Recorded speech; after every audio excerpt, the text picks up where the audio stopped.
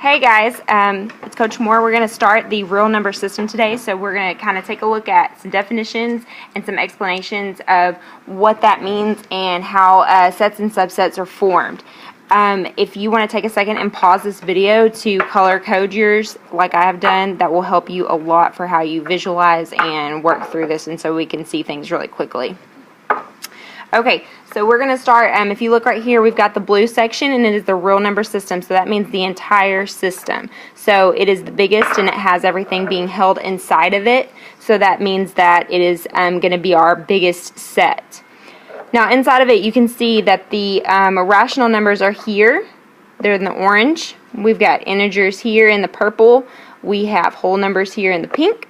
We have natural numbers or counting numbers here in the green. And we have irrational numbers here in the cloud outside. They're a little bit different, and we'll talk more about those later. Okay, so a set.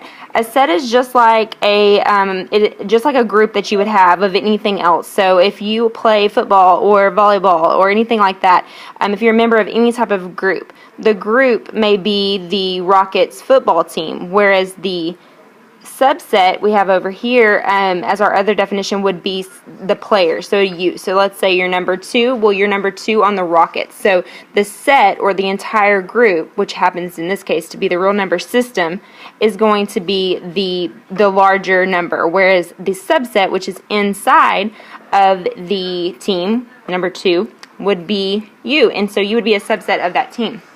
So our sets, right here, we're going to write the real number system,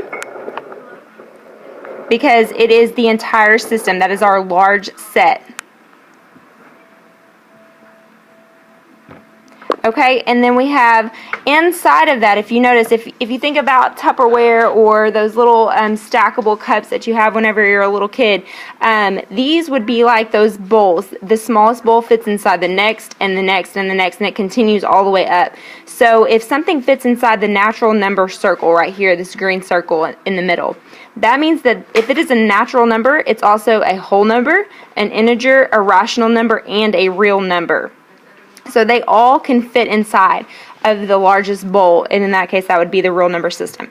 So inside the real number system, we have these things called subsets, which is what I was just talking about, which you see in green, pink, purple, and orange, and red. So our subsets over here, we're going to put are our rational numbers,